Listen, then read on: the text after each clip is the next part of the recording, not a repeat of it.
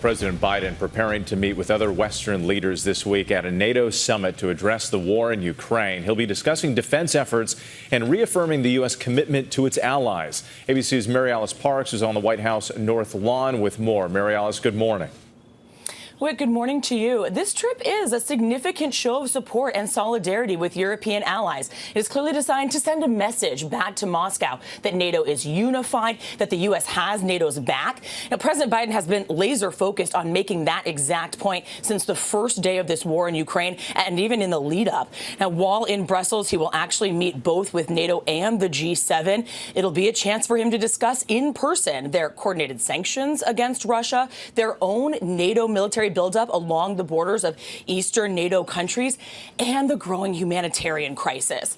Now, this trip comes as many NATO countries are worried that things could get worse, that the numbers of refugees could just become overwhelming, or that they could get drawn into this war.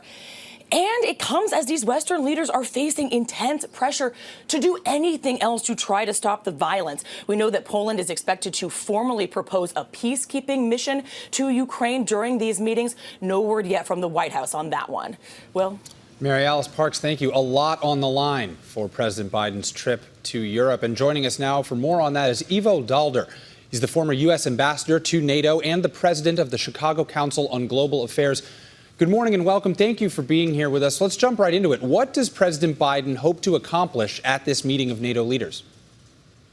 Well, I think at the very minimum, he wants to maintain the unity of the NATO alliance, and he wants to demonstrate to the Europeans that the United States will be there to defend their territory together with all our other allies should it be attacked. And that is important. I think they'll also be talking about how can they continue to increase the pressure on Russia. Sanctions, which he might be talking about with the EU summit with the European Union, more military equipment being sent to Ukraine to help to defend itself, and thinking through what would happen if Putin decides to escalate even further, perhaps by using chemical or biological agents or even nuclear weapons. It's a tough set of issues that he confronts, but it's good for him to be able to talk in person with his counterparts in Brussels next week.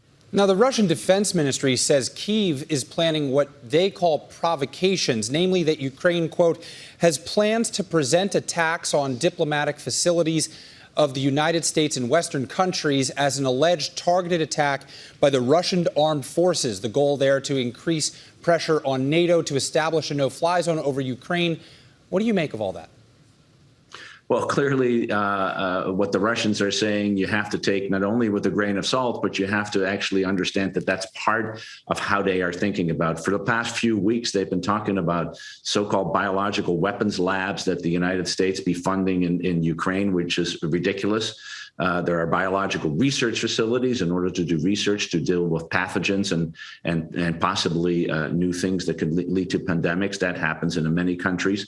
And now this kind of allegation is just a pretext, perhaps even to start bombing the U.S. embassy in Kyiv, something that, given everything else that Russia has been doing up to this point, is not beyond the pale for what Vladimir Putin is trying to do. The misinformation war, another front in this conflict. Ivo Daalder, former ambassador to NATO for the U.S. Thank you so much for your time.